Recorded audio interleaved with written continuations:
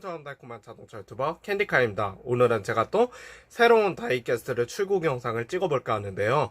오늘 출고하는 다이캐스트는 저번에도 한번 제가 출고기를 찍었던 모델 중 하나인 람보르기니 아벤타도르 LP7504-SV 노드스터 모델입니다. 저번에도 한번 제가 마조렛 제품으로 출고기를 찍었었는데 이번에는 또 다른 색으로 마조렛 제품 모델을 데려왔어요. 이번에 데려오는 모델은 이 빨간 색상 람보르기니 아벤타도르 LP7504-SV 노드스터입니다. 역시 아벤타도르 하면 제 개인적인 생각에는 빨간색이 가장 멋있다 생각해요. 물론 다른 색상들도 매력적이긴 하지만 제가 생각했을 때 아벤타도르 하면 가장 매력적인 컬러는 빨간색이 아닐까 싶습니다. 그래서 어찌다 보니까 이렇게 운 좋게 또 빨간색 모델을 데려오게 되었는데요.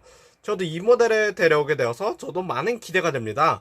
이번에 그래서 출고하는 모델은 12기통 자연흡기의 하드코어 모델, 바로 람보르기니 아벤타도르 LP7504-SV 노드스터입니다. 일단 그 SV가 무엇을 의미하냐면 슈퍼벨로체의 줄임말이에요. 람보르기니 하드코어 모델 중 하나인 슈퍼벨로체의 줄임말이라 해서 SV라고 표현을 하는 건데요. 일단 저도 이 모델을 제가 예전에도 한번 출고기도 찍었었죠. 예전에 출고기 찍고 또 오랜만에 출고기 찍는 거라 저도 많은 기대가 돼요. 과연 빨간 색상의 아벤타도르 SV는 어떠한 느낌일까? 저도 개인적으로 궁금했습니다. 물론 뭐 약간 파란 색상하고 비슷하겠지만 또 색감의 차이가 있지 않겠습니까?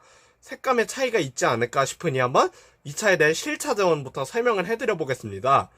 그래서 이 람보르기니 아벤타도르 LP7504-SV 노드스터의 실차 재원을 설명하자면 이 차는 12기통 자연흡기 엔진을 써요. 그리고 미드십 엔진 방식에 그리고 그 4륜구동 방식을 채택했습니다. 람보르기니 특유의 4륜구동 방식을 채택했고 그리고 이 차의 마력 또한 750마력이에요. 그래서 LP750-4가 마력하고 구동계 방식을 의미하는 겁니다.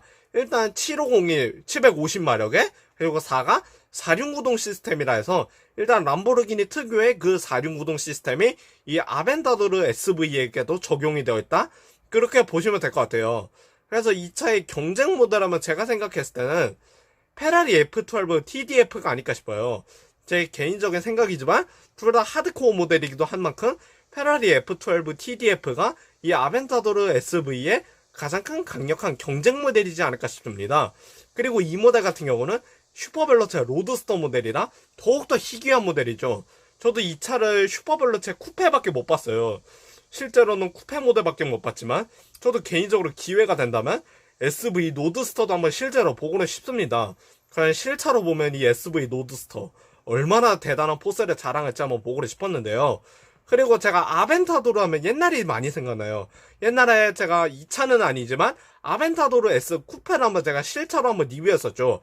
아벤타도르 S 쿠페를 제가 실차로 리뷰했었을 때 당시가 저는 가장 기억에 남습니다. 그때가 제가 유튜브 최초로 람보르기니를 타본 날이었어요. 유튜브 최초로 제가 람보르기니를 리뷰했던 날이었던 만큼 저는 더욱더 그때가 기억에 많이 남더라고요. 그래서 제 아는 동생과 같이 가서 아벤타도르 S 쿠페라 저도 리뷰했었는데 진짜 역시 아벤타도르는 괜히 아벤타도르가 아닌 것 같아요. 진짜 그 아벤타도르만의 그 디자인은 정말 매력적이에요. 진짜 람보르기니만의 그 각진 멋을 확실히 잘 살려준 모델이 이 아벤타도르가 아닐까 싶습니다. 이 차의 전장 모델인 무르시엘라고도 뭐 각진 멋을 잘 살려주었지만 저는 아벤타도르로 오면서 좀 더욱더 이전보다 개선이 되었다 생각해요. 이 각진 디자인을 더욱더 개선시킨 모델이 이 아벤타도르가 아닐까? 전 그렇게 생각합니다. 그래서 이 차의 실차 재원을 간단하게 정리하자면 12기통 자연흡기 엔진에 그리고 4륜구동 방식에 그리고 마력수는 750마력을 자랑합니다. 어마어마한 마력이죠.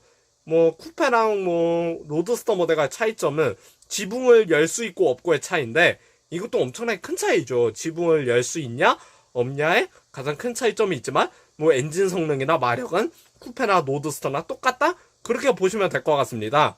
그래서 한번 이 차에 대해 한번 이제는 본격적으로 전면부로 한번 보여드리겠습니다. 바로 앞으로 가시죠. 고! 이제는 이 람보르기니 아벤타도르 LP7504-SV의 로드스터에 한번 전면부를 보여드릴게요. 일단 이 모델은 제가 예전에도 블루 색상으로 한번 출고기를 찍었던 만큼 저에게도 상당히 많은 기억이 남아요.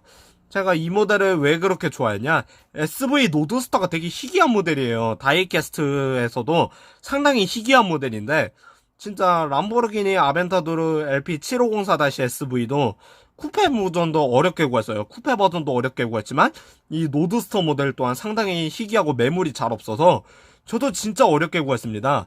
진짜 이 노드스터만큼은 정말 어렵게 구한 모델이라 저도 진짜 개인적으로 인상이 가는 모델이에요. 그리고 전면부의 디자인도 보시면 역시 그 아벤타도르만의 그 각진 디자인을 잘 살려줬습니다. 그리고 역시 다른 미니카드랑은 다르게 헤드램프도 클리어 파츠로 디테일하게 구현이 되어 있다는 걸 알아두시면 좋을 것 같아요. 다른 경쟁사 미니카드랑은 좀 다르게 확실히 클리어 파츠로 디테일하게 마감을 해주었을 뿐더러, 그리고 여기 트렁크 쪽에 보시면 람보르기니 로고도 상당히 깔끔하게 도색을 해주었습니다. 그리고 여기 범퍼 하단에는 약간의 브레이크 에어덕트 디테일로 상당히 잘 살려주었는데요. 일종의 범퍼 하단을 보여드리자면 브레이크 에어덕트 퀄리티도 상당히 훌륭합니다. 이렇게 범퍼 하단 쪽에 보시면 브레이크 에어덕트 퀄리티도 상당히 훌륭하게 잘 구현을 해줬다라고 보시면 되는데, 진짜 일단 브레이크 에어덕트가 왜 있냐, 이 람보르기니 아벤타도르 LP7504-SV 노드스터 같은 경우는 세라믹 브레이크를 써요. 아벤타도르 같은 경우는 세라믹 브레이크를 많이 쓰는데, 이게 세라믹 브레이크가 장시간 운전할 땐 좀 피로감이 올 수 있긴 하지만, 근데 이런 스포츠카들에게 제동 성능은 상당히 좋아요. 세라믹 브레이크의 장점이라고 설명하자면 진짜 브레이크 제동 성능이 다른 브레이크들에 비해서 훌륭하다라는 게 가장 큰 세라믹 브레이크의 장점이지만, 단점을 설명해드리자면 좀 장시간 운전할 때 피로감이 온다라는 것이 가장 큰 세라믹 브레이크의 단점이지 않을까 싶어요. 그리고 이 차의 전면부 여기 쪽에 범퍼 하나를 보여드리자면 브레이크 에어덕트가 있는 이유는 브레이크에 열을 식혀주기 위함이에요. 이 아벤타도르 모델 같은 경우는 세라믹 브레이크를 많이 써서 브레이크에 열을 많이 받는데, 이 아벤타도르 모델 같은 경우는 세라믹 브레이크를 쓰니까 좀 브레이크에 열을 식혀주기 위해서 따로 브레이크 에어덕트를 설치해놨다고 보시면 될 것 같습니다. 에어덕트는 단순히 멋이 아니에요. 엔진과 브레이크에 열을 식혀주기 위함이라고 보시면 될 것 같은 그런 공기 흡입구 같은 개념이라고 생각하시면 될 겁니다. 에어덕트가 있으면 좀 더 디자인적인 멋도 있긴 하지만 에어덕트는 단순히 멋만을 위해서 설치된 건 아니라는 걸 알아두시면 좋을 것 같아요. 그리고 전면부의 퀄리티도 상당히 훌륭해요.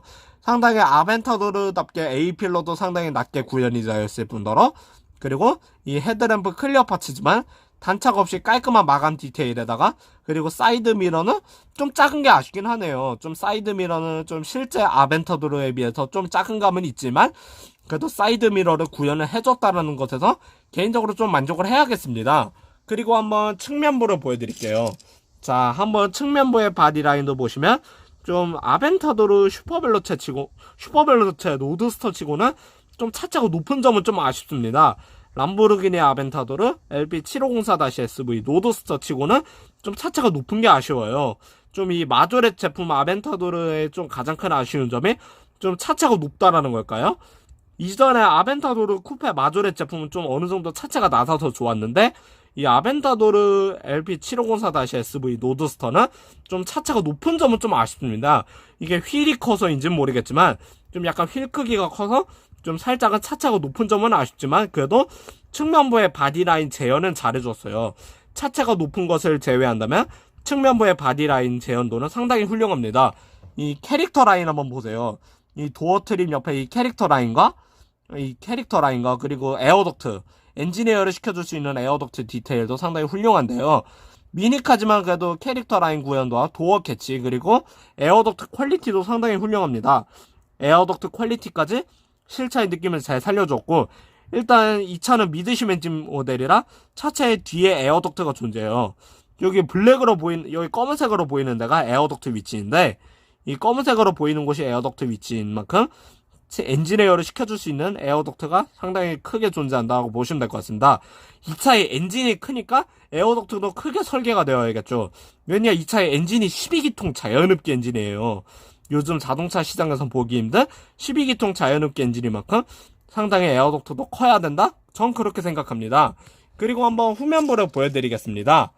자, 후면부를 보여드리죠. 후면부의 테일램프 디테일도 상당히 훌륭한데요. 이 후면부의 리어램프 디테일이나 그리고 역시 하드코어 아벤타도르답게 이 GT윙 디테일도 상당히 훌륭한데요. 비록 플라스틱 제품이지만 그래도 GT윙을 어느 정도는 재현을 해주었어요.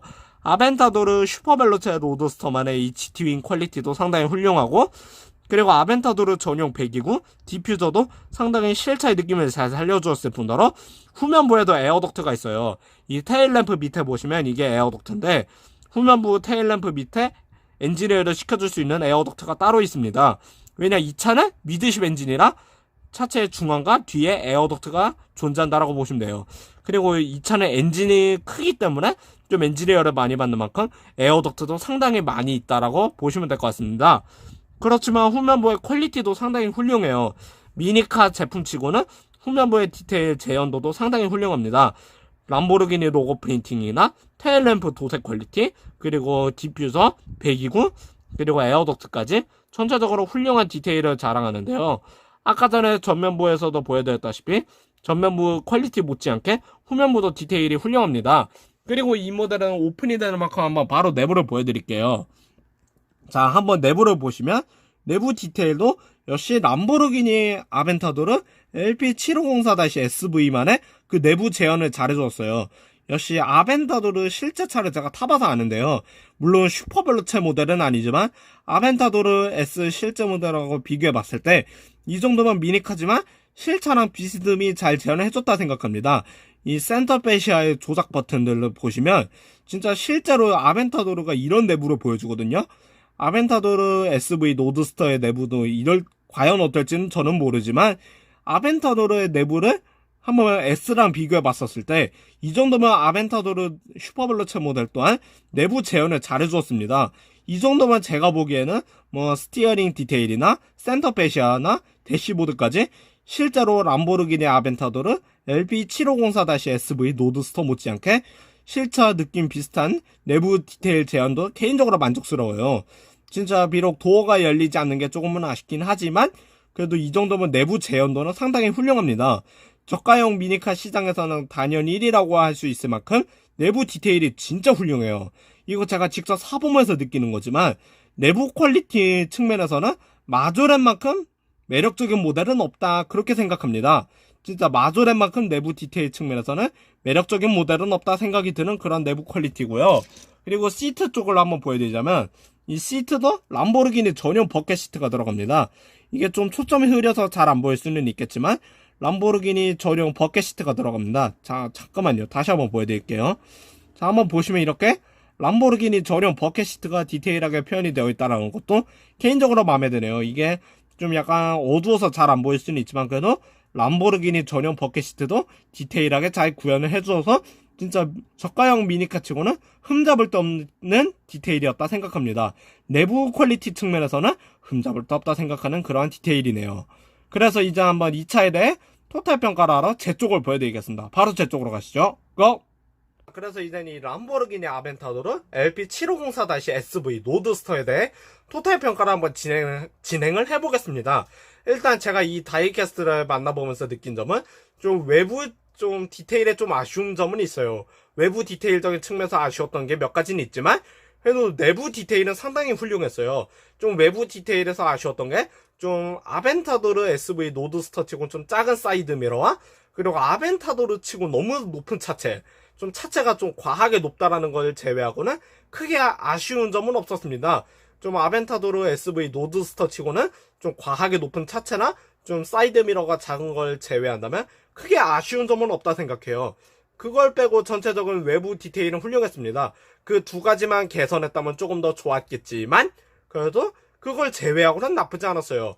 전면부의 헤드램프 클리어 파츠 디테일이나 그리고 브레이크 에어덕트, 그리고 후면부의 테일램프 도색 디테일, 그리고 후면부의 디퓨저나 배기구, 그리고 스포일러, 그리고 마지막으로 내부도 보여드리자면 내부의 시트 디테일이나 그리고 실내 내장재, 그리고 센터 페시아, 스티어링까지 전체적으로 저는 실내 퀄리티는 만족스러웠어요. 진짜 실내 디테일만 비교해보자면 마조렛이 단연 1위다라고 생각할 정도로 실내 디테일은 진짜 마조렛에 따라올 자가 없는 것 같아요.